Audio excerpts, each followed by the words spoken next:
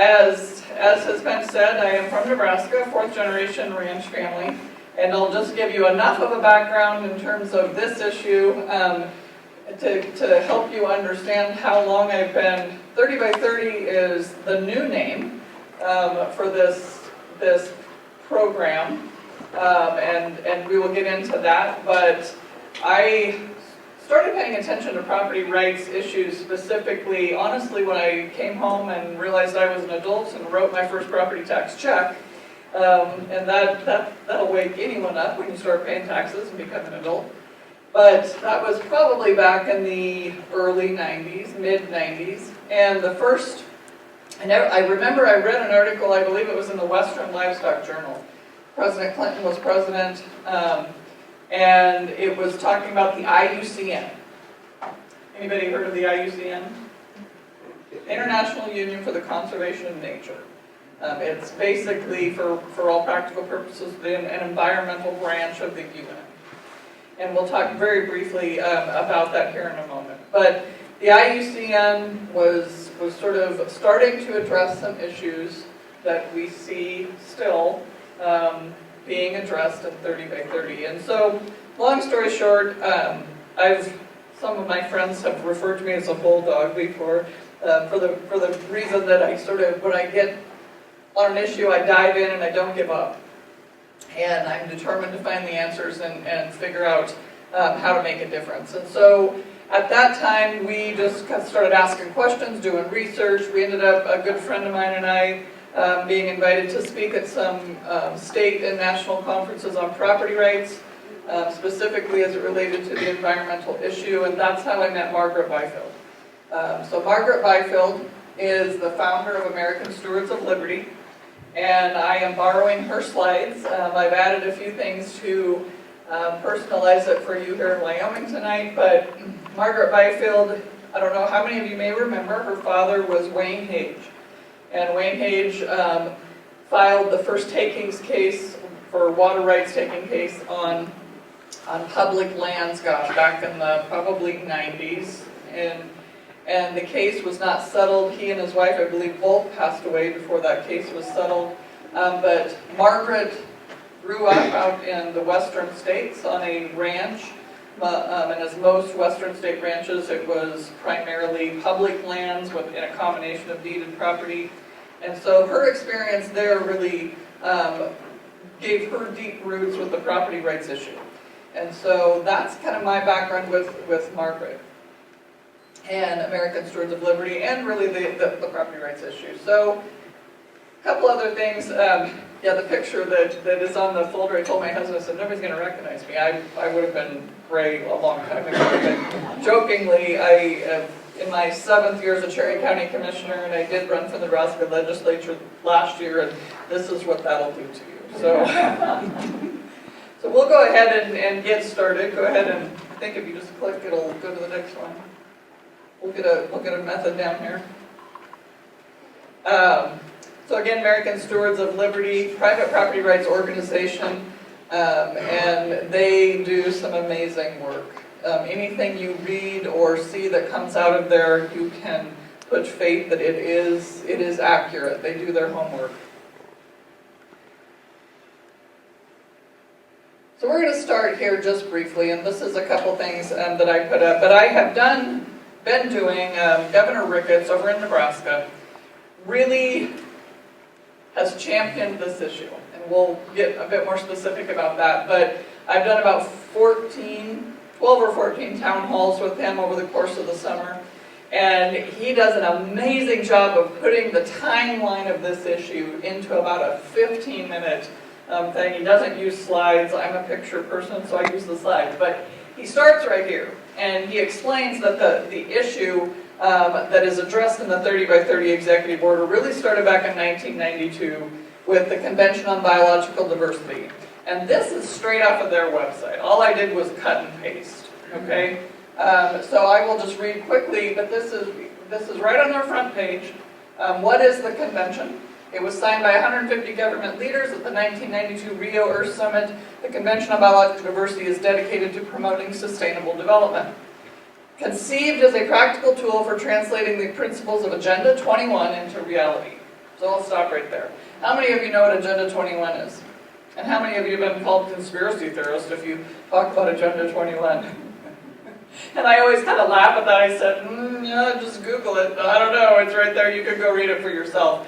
But the Convention on Biological Diversity and their What Are We, Who Are We cover page is just, tells it like it is. And so they were formed back in the early 90s, which is when a lot of the things that we started seeing come out came out. And then, at that time, they started to tout this concept that we needed to protect. I believe at that time it was 17% of the world's land and water in order to reverse what they were telling us was happening in terms of global warming.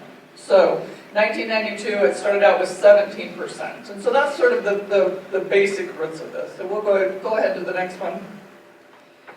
So fast forward, and a lot happened, by the way, between 1992 and 2019, but we're going to fast forward up to 2019.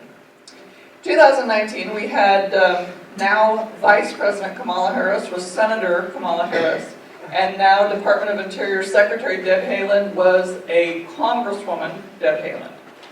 At that time, Vice President Kamala Harris was a co-sponsor of Senate Resolution 372, and Deb Haaland was a co-sponsor of House Resolution 835. They both said the same thing, and the gist of what they said was that we needed to protect or conserve, those words they've used interchangeably, and that's not necessarily an accident, but at least 30% of the land in the oceans in the United States by 2030. So these were formally presented in the form of a resolution on the House and the Senate side in 2019.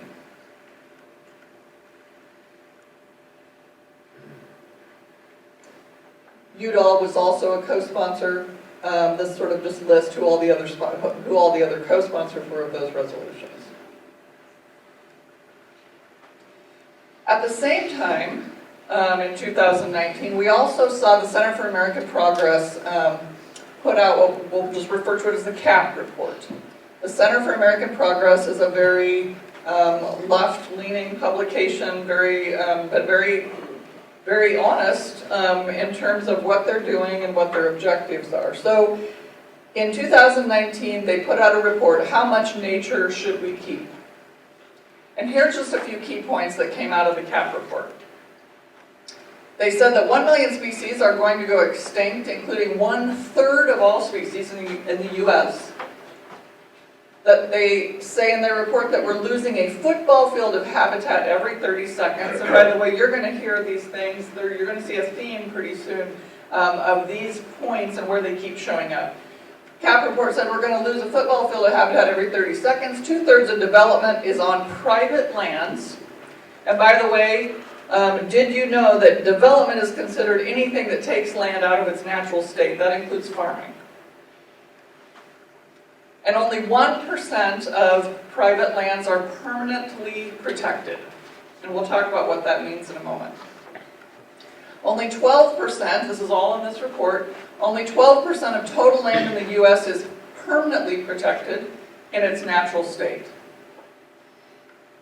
And lands preserved must include areas of high biodiversity and productivity. So remember some of those points, and you're going to hear them again. 2020, so that was August of 2019. June of 2020, we saw the Select Committee on Climate Crisis pull together and come out with their report, Solving the Climate Crisis. And I just pulled a few things out of their report to share with you. Despite the widespread significant climate benefits of large landscape conservation, the United States is losing a football field's worth of nature every 30 seconds. Here we hear it again.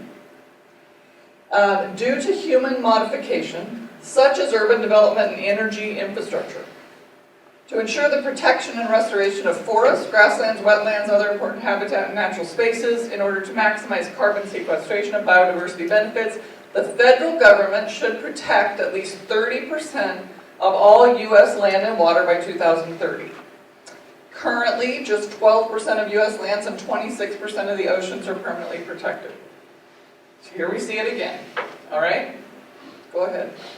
This also comes out of that report, and I won't read the whole thing, just that's in red, but emphasizing again that we need to look at high biodiversity lands, and on lands, this 30 by 30 effort should include incentives for high quality conservation on private lands, encourage cross-jurisdictional collaboration at a landscape level with states, tribes, local governments, expand the number and size of national parks, national monuments, and national wildlife refuges on public lands, establish wildlife corridors, and protect wilderness quality lands managed by BLM and the U.S. Forest Service. Just a few, that's a long report, I just pulled out a few things so you could start to see the similarities between the resolutions that Harris and Haaland presented, the CAP report, and here in the Select Committee report. So, Liberty Matters is the news service that American Stewards of Liberty puts out, and in January, they had been sort of, as Margaret puts it, reading the tea leaves, and saw that this was they had followed these resolutions, they'd read the CAP report, and they'd like, yeah, we're going to see this happen sometime during the Biden administration. So they put their Liberty Matters out on January 21st, and on January 27th, we had an executive order signed. And as Margaret says, she had no idea that it would happen that quickly. They didn't anticipate things to roll that quickly. So on January 27th, President Biden signed the executive order tackling the climate crisis at home and abroad. And basically that's what we know today is when you hear people talk about 30 by 30. 30 by 30 this is over a 50-page report. It's got 2 paragraphs embedded in this executive order. Okay? But it was then official on January 27th, the same day.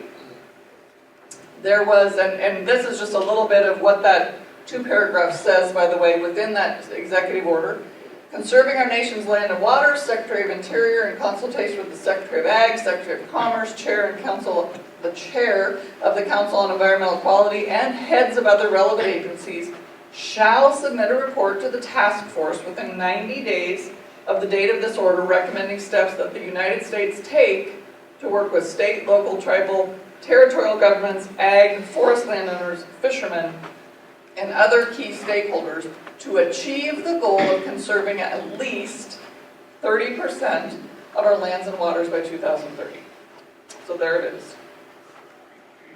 The same day we had a fact sheet come out from Department of Interior that gives a little more light, because really within that executive order it's about 2 paragraphs, it's pretty broad, and there's not a lot of specifics other than you have 90 days to come back with a plan for us. But here's the fact sheet put out by the Department of Interior, again calling for the conservation of that 30%. Is that in the United States or the world? Great question. And so I've heard a lot of folks say, well, when we talk about this, well, what are we going to... They're looking at it from the concept this is just the United States. 30 by 30, and the executive order is specific to the United States, but the 30% goal is a global goal. And it goes back to, and I'm going to get to that sort of at the end, and just what the IUCN accepted actually last week. And we'll talk a bit more about that. So within the fact sheet, just a couple things we'll pull out of there. Approximately 60% of the land in the continental U.S. is in a natural state, but we're losing a football field. Here we heard it, what, for the 4th time already? We're losing a football field worth of it every 30 seconds, and the decline of nature threatens wildlife across the globe. Approximately 1 million animal and plant species are at risk of extinction in the coming decades, including 1/3, you guys can probably repeat this back to me already at this point, 1/3 of the U.S. wildlife. U.S. Geological Survey reports that only 12%, so this is their numbers, again, they believe only 12% of lands are permanently protected, and studies show that roughly 23% of America's oceans are strongly protected. So, again, they're saying only 12%, even though the federal government owns I believe, is it 38%? 28% or 38%? 30-ish%, too much, of the land in the United States, they're, even though they own around 30% of the land in the United States, they're still only saying only 12% counts. And so I'm going to come back to that too, don't let me forget, because over and over, well, we'll come back to that. Okay, I get ahead of myself. So 12%, what is the 12%? We know that based on what has come out in some of the staff comments, committee comments, and in that fact sheet, that the 12% of permanently protected, we can at least identify what they mean by that. National parks, wilderness areas, permanent conservation easements, state parks, wildlife refuges, national monuments, and other protected areas. Let me give you a quick example. I am a commissioner in Cherry County, Nebraska. Cherry County is almost just shy of 4 million acres. And we have, obviously, about what the ratio is, far more cows than people. I think we're only 6,000 people in Cherry County.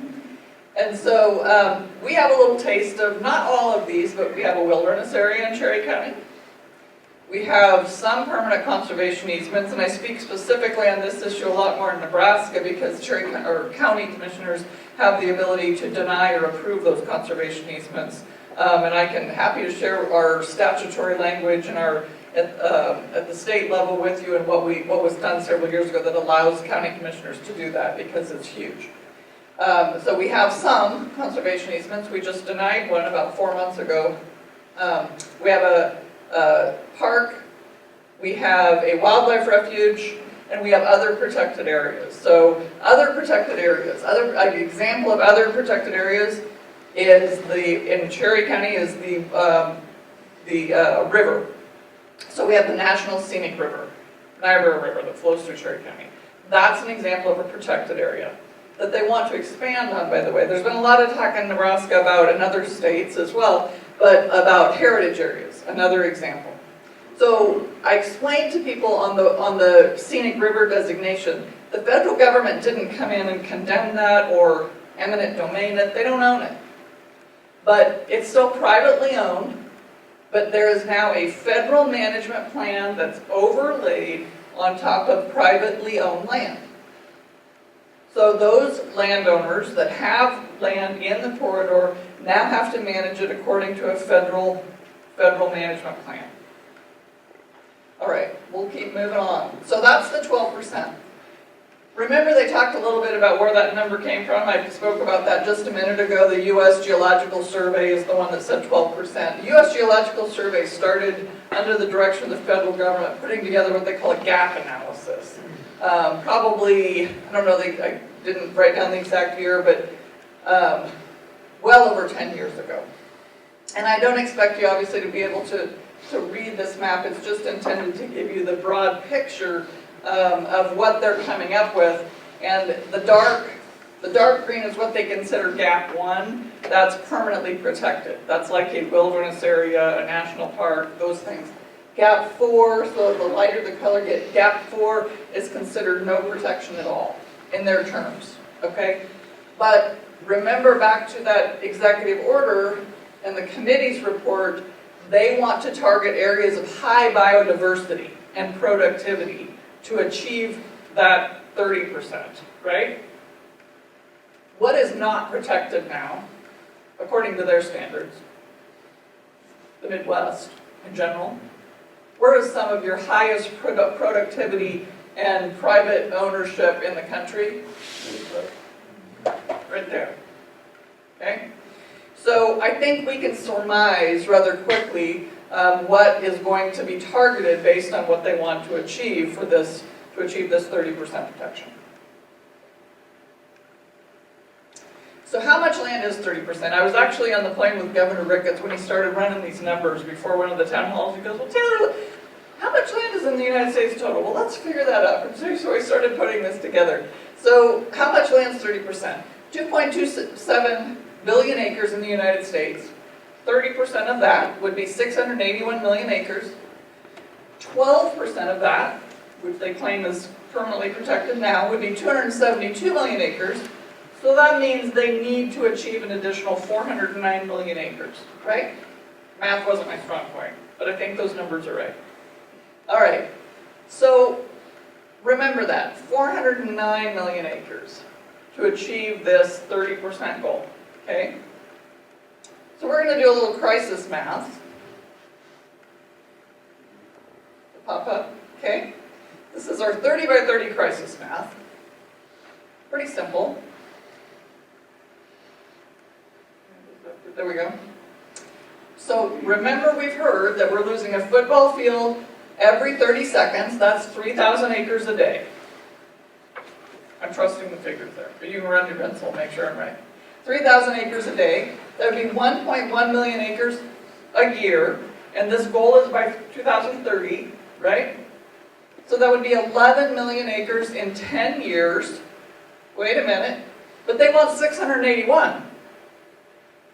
They said that we have to do this because we're losing a football field every 30 seconds, which in 10 years is 11 million acres, but they want 681. Pretty big gap there, right? Math doesn't add up. So to give you an idea of what 30% is, just in picture form, basically it's the land mass, the size of the state of Nebraska every year for the next 9 years, to be put into some sort of protection status, or they keep using the word conserved. They've started to flip the words back and forth. They're definite, but they won't define what they mean by conserve. So I'm sticking with protection because that's the language that was used early on, and we know by definition what protected is. So within that executive order, the Biden administration will work to achieve this 30 by 30 goal by supporting local, state, tribally led nature conservation and restoration efforts that are underway across America. They continue to push this idea of, don't you worry, we're going to work with voluntary measures with local government. This is what we keep hearing. This is the pushback that we keep getting from particularly Vilsack and some of the media that's pushing back on this. I love it when you find irony in their own actions and their own documents, and here it is. So I'm going to back up just a minute from this even. So as a county commissioner, the Trump administration did something that just sort of knocked my socks off from the standpoint of local government. They invited every county commissioner in the United States of America to come to D.C. At some point. There was a 2-year span, and they would bring about 3 states worth of county commissioners at a time. They invited us to Washington, D.C. We had a conference in an afternoon where they would bring in different, if they could, like Ben Carson came and talked to us, Kellyanne Conway came and talked to us, we'd have somebody from HUD, we'd have somebody from Department of Ag. We had a sheet that was given to us with every contact person for every agency that we could pick up as a county commissioner, could pick up the phone and contact them. Because that administration was walking the walk and talking the talk, and they understood what local government, the role local government played in our whole system of our republic, okay? And they were acting on it. To contrast that, I guess let me back up one more. So there was a secretary order in February 11th that was signed, 3396. Here's what it did, and I'm not sure it's on the next slide or not. I don't know if I'll let you go back. That's not the one I thought it was going to be. So basically what it did, and I'm just going to paraphrase all of this, President Trump had fully funded the Land and Water Conservation Act. How many of you know what the Land and Water Conservation Act, or have heard of it even? Okay, heard of it? So the Land and Water Conservation Act has been around, I think, since like the 60s maybe. But what it is it's the fund from which the federal government draws on to buy land. When the National Park Service wants to buy land, or the Forest Service wants to buy land, they have to apply for it through the Land and Water Conservation Fund. So the Land and Water Conservation Fund has been in existence, but the Trump administration fully funded it, which really made me scratch my head. I'm like, what are they doing? Well, they fully funded the Land and Water Conservation Act with the caveat that Barnhart, Secretary of Interior then, had put into place that the funds could only be used if the purchase that the federal government was desiring, whoever it was, Park Service or Forest Service or whoever, was approved by the state and the local governments within which that land was first. Brilliant, right? All right, here's the money, and if your community, your state, and your local government want this to happen, it should happen. Secretary Order 3396 revoked that. So what the Biden administration did was took away the state and local ability to, in essence, veto any federal land purchase. So the Land and Water Conservation Fund is still fully funded, but state and local governments do not any longer have the ability to veto that. So here was a quote, the next slide here, it's just a quote, oh, I went the wrong way. There we go. This is out of that E&E News, which is where that CAP report had originally come out of too, so it's what I would call an environmentally friendly publication, but they're always pretty accurate. And they said, regarding that order and the removing that ability, they said, critics said this move would have prevented conservation efforts in states where more conservative leaders are sensitive about losing too much private land. In other words, they said we had to remove the state and local authority to in essence, veto that because there's some areas where they're just a little too sensitive about that private land ownership. So when they tell me that they're going to, regarding 30 by 30 as a whole, not to worry because they want to work with local and state, I don't believe them. Go ahead. Based on their actions. Secretary Vilsack, he was actually in Omaha this spring and pretty frustrated. But he said, I can assure you this, there's no intention to have a land grab. Vilsack told reporters there's no intention to take something away from folks. And I'm just going to repeat what I've heard Governor Ricketts say at every town hall we've done. And he said, when the Secretary of Agriculture says that's not a land grab, you know it's a land grab. So private land. Back to that report, the CAP report, a couple things we're going to pull back out of there regarding private land. Although private lands account for approximately 60%, only 1%, remember they say, of private lands are permanently managed for conservation. Meanwhile, more than 3/4 of the natural area that the United States lost in the contiguous 48 from 2001 to 2017 was on private lands. The United States will not reach the 30 by 30 goal unless policymakers do more to help farmers, ranchers, fishermen, and other private landowners conserve lands, waters, and wildlife to help us. So it reminds me of Reagan. Remember his quote, I'm from the government, I'm here to help. They need to help us conserve those lands.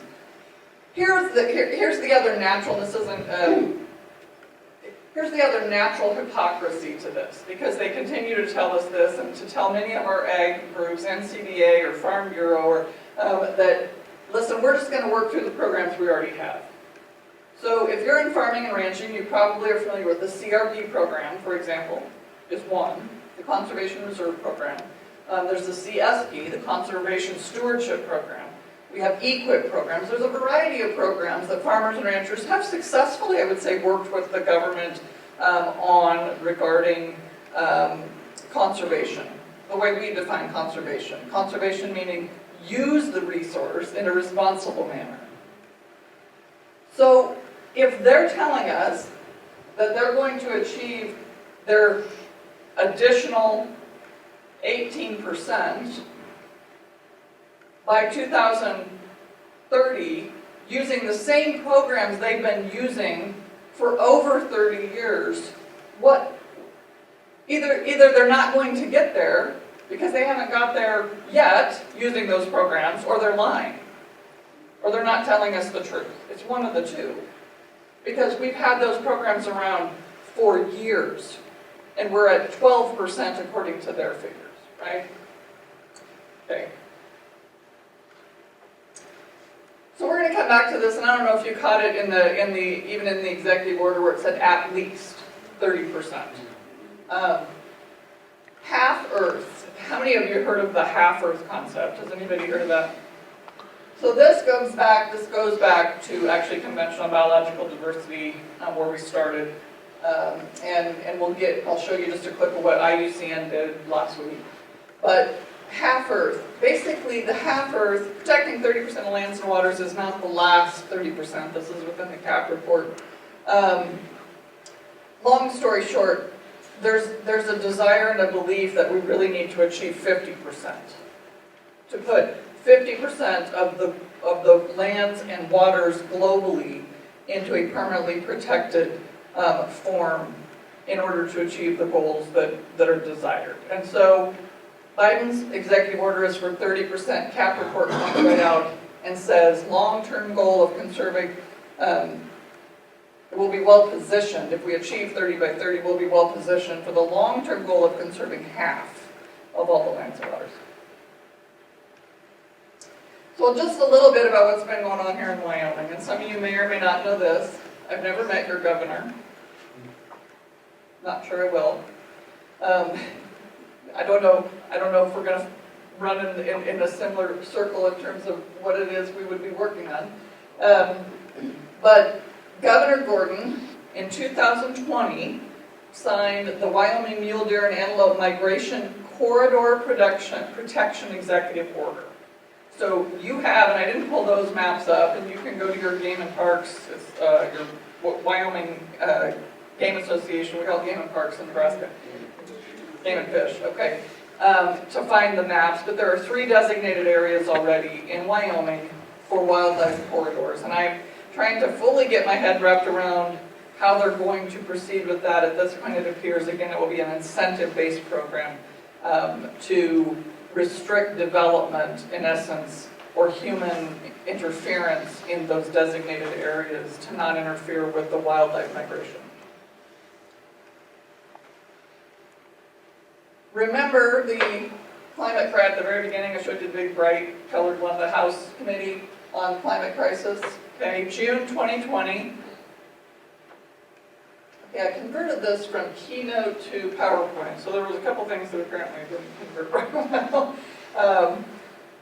But really all you need to be able to read here, but within that, they also talk about land-based corridors and riparian networks. So I just wanted you to make the connection that the corridor is part of the 30 by 30 and the long-term goal of conserving and protecting 30%.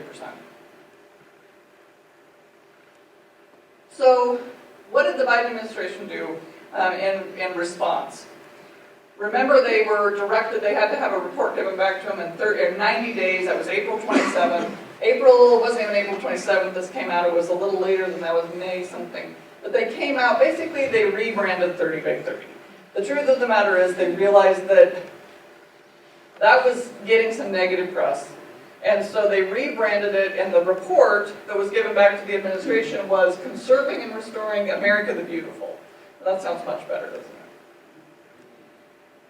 And there really wasn't much more detail in this than there was beyond the fact sheet that the Department of Interior came out with. So honestly, they haven't given any more detail in their America the Beautiful plan. But it is styled, again, they continue to repeat and drive home that no, it's going to be locally driven. It'll be volunteer. But yet they still have not defined what conservation means. And they've been asked, they've been pushed to define what they mean by conservation. And they have not yet identified what lands are going to qualify as already under that 12% specifically. We broadly know, but they won't specifically define them. May 7th, 2021, just another reiteration of what we talked about before. Secretary of Commerce said this, 30% isn't the end, said Gina Raimondo during the press call. 30% is the beginning. It's setting a very strong foundation, and we hope it will build the momentum for long-term conservation to benefit current and future generations. Just another reiteration, it's not the end, it's the beginning. So I talked to you just to bring us full circle and as current as I could make this, where we're at today. So September 10th, last week, right? Was that last week? The IUCN, and remember, it's just so ironic because this was the first acronym that caught my attention over 20 years ago. The IUCN met in France, and I just pulled a couple of things out of that report, and it's quick and easy to find. You can go to the website and read in detail what they accepted, but basically it was, the paper was setting area-based conservation targets based on evidence of what nature and people need to thrive. And this was discussed and adopted. And it didn't convert this very well, but again, that 30% should be conserved, protected, and restored in an interconnected way to safeguard biodiversity. Interconnected, back to corridors and networks.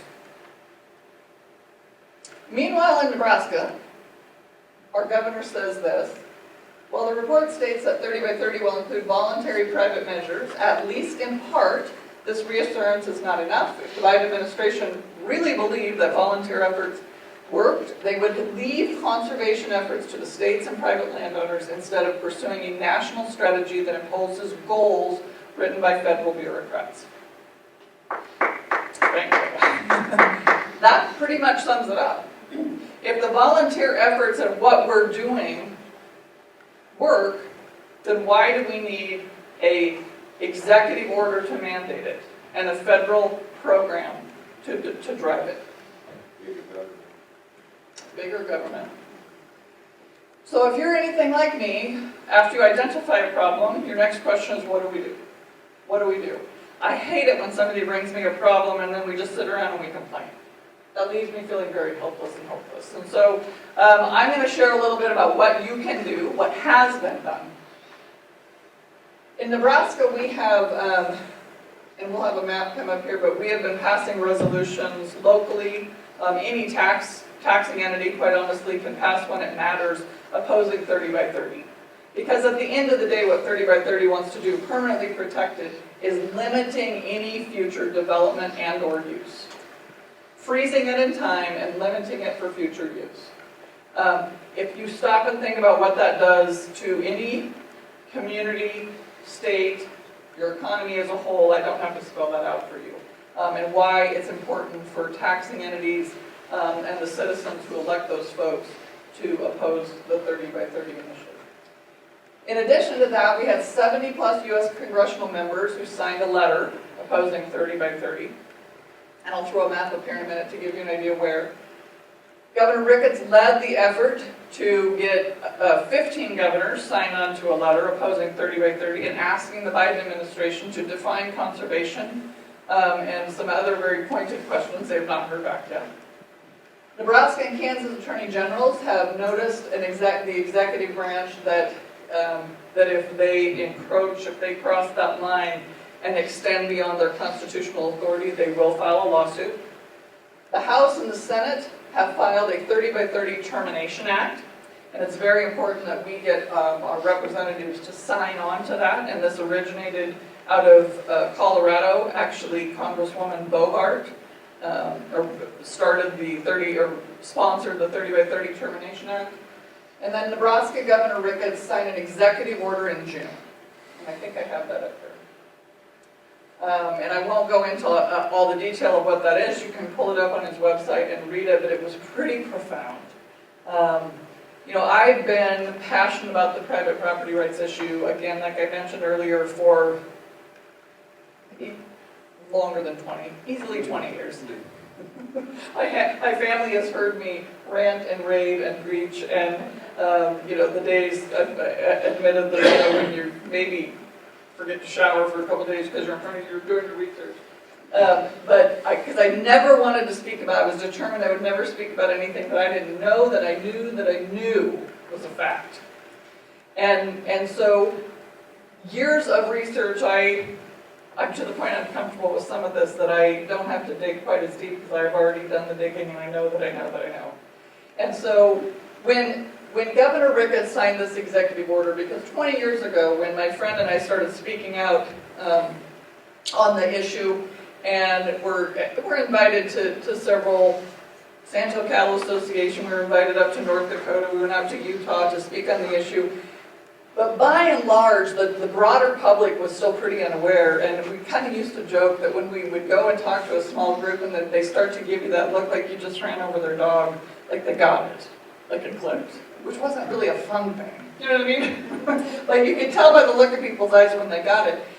But to get our elected representatives 20 years ago to listen to us was more challenging. And when I got to stand by the governor of Nebraska, when he signed an executive order that said, no, you're not using any of our state money for permanent conservation easements. And we oppose 30 by 30 in Nebraska. And we're going to protect private property. That was a day to celebrate. And it also should be encouraging for all of you who obviously care about our constitutional principles to know that even when it feels a little quiet and a little lonely, that you just keep speaking the truth. Keep speaking the truth, because at some point it will come full circle and somebody's gonna hear you and understand. So Governor Ricketts signed the executive order. Can we get that order on internet or anything? Yep. I can direct you. It's actually on his website. If you go to, I think it's, and I can get that, just Google governorpricketts.gov, but they have a link to all the executive orders, but it's on there. And if you can't find it, I'm happy to help you. So just a little visual of all those things that happened. This is the U.S. representatives opposed to the 30 by 30. These are, we need to get them, they wrote a letter opposing 30 by 30, but we haven't got them all the same ones on board to sign the Termination Act. So we need to continue to put pressure, and we have a big hole here, by the way. We need to continue to put pressure on the U.S. Congress to sign on, or representatives to sign on to the Termination Act. This is a map of those 15 governors who opposed the 30 by 30, signed on to that letter. Again, we just got a bit of work to do. Okay. And this is a map of counties and local governments that have signed resolutions opposing 30 by 30. And I will tell you that if you approach your county commissioner and they say, you know, a resolution doesn't mean anything, it's not law. Here's the deal. That's true. You're not writing law when you pass a resolution. But this is sending a message. It's about sending a message to DC, because when you pass a resolution, when your local elected officials pass a resolution, they're making a statement. They're definitively stating where they stand on the issue. And it is coming together. We're seeing a little movement over here in Wyoming. And actually, I don't know if this is fully updated, because I think in Nebraska we have 93 counties and we have 60 that have now passed the resolution. That makes a statement. And this is just an example of the executive order and the 15 governors that signed off on that letter. So just to sum all this up, refresh, what can you do? Key points are, President Biden has no authority. He has no authority to enact 30 by 30 on his face. There's no credible science that supports the reasoning that they're using for that 30% goal. And by the way, jot down, there's a book that came out recently called Unsettled. It was actually written by a former Obama administration scientist. And he says, we're not telling you the truth. Proponents do not have any skin in the game. So a lot of those folks, did you notice a lot of those areas that are not, especially even on the Nebraska map, if we go back to that, that are not those counties that are not signing up? If you're familiar at all with Nebraska, this is the more densely urban part of our state. If you're living in a house in Lincoln or Omaha, you don't have to worry too much about 30% of highly productive biodiversity land being protected or conserved, do you? Because you don't live on it, and you don't pay taxes on it, and you don't own it. So the largest proponents tend to be those that don't have skin in the game. And what you can do, continue to educate people. I don't care if I go talk to 5 people or 500 people. Every time we educate someone new, then you can go share that information. Education is key. Formally oppose. Get your county commissioners, your school boards. I don't know how you're, in Nebraska we have NRDs. Any taxing entity, get them to oppose 30 by 30. You don't have to reinvent the wheel.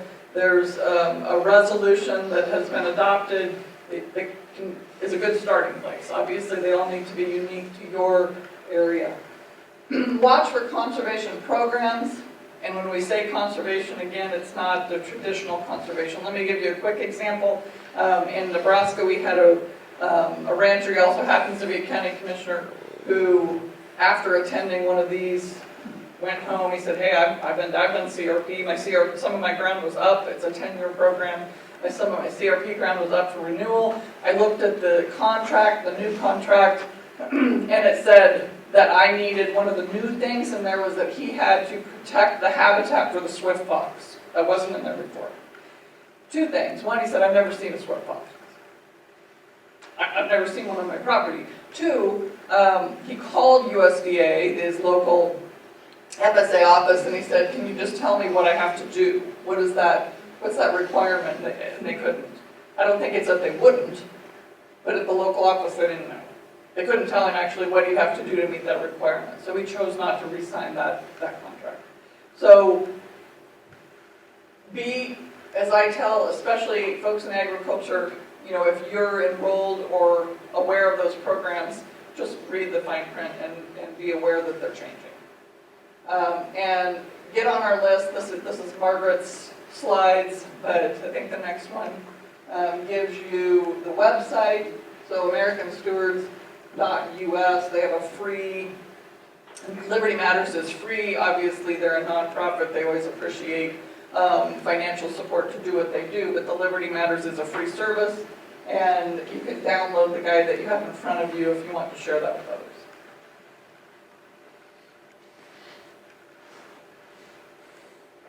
Kind of a nice way to just wrap this up. The horse is prepared for the day of battle, but deliverance is of the Lord. That was Proverbs where? It went away. Proverbs, I believe, go back.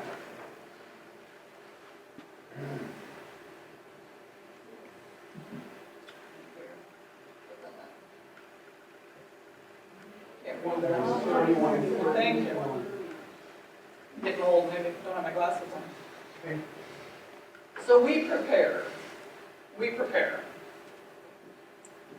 And then we let God do his job. We do ours, we prepare, we do our job, we let him do his job. So with that, I'm happy to answer any questions. Yes, sir. I heard in Nebraska, now this happens to do with farmland more than anything else, that there was something that came up with the farmers receiving a letter saying that they needed to destroy their crops or they would not get their subsidy. Or if they decided to do their crop, or did not destroy their crop, well, that's it. They would not get any subsidy, they would not get any money that they needed. Yeah, is that true, or are you aware of that? I'll certainly do a little asking around. I have not heard that. I don't know if that's one specific incident on a contract or something, but yeah, if you find out any more, please let me know. But I have not heard that. Yeah, there were several farmers that said that they received letters. I do know that forcing them to destroy their crops. Yeah. Or else. I do know that in Custer County, and there's so many layers to this, we could do a whole day's conference on what we talked about briefly tonight. But a whole other caveat is the Endangered Species Act and how we see that sort of being plugged in. But in Custer County, Nebraska, for example, they did receive letters from the local fertilizer, one of the local fertilizer dealers, and they informing them that Custer County had been defined as habitat for the blowout penstemon, which is a flower. It's an endangered plant. And so they had certain parameters they had to follow if they were going to use that camo, which were fairly egregious. But I mean, that was new this year. I had heard that one. Other questions? Yes? This might be just a matter of my being confused with all these terms and stuff, but how can protected areas which are in a natural condition be productive? Great question. You know, that kind of logic just doesn't work when we talk about government. I'm saying that sarcastically, obviously. How can oceans be protected if pollution keeps coming circling through all the time? Right. Right, so here's what that logic is spot on, and when you start asking those questions, you're not going to find great answers from probably the Biden administration, but when they're looking for those highest levels of biodiversity and productivity to protect, let me give you an example that may help answer your question. So there's a variety of ways that they have identified to protect. I'm going to talk about one specific one, conservation easements in perpetuity. So a conservation easement in perpetuity will be sold, first of all, they're a one-way street, and I've gotten into discussions with some folks who say, well, it is a property right. You have the right to sell whatever, you know, selling your property is a right you have with the property right. Absolutely. I'm a fierce defender of property rights. What I would tell you is it's a one-way street. As an individual, I can only sell a conservation easement. I can never, ever buy one. It's like exiting, you know those when you exit a secure area with the spikes in the auto gate. You know, you can drive over them this way, but you can't come this way. It's like that.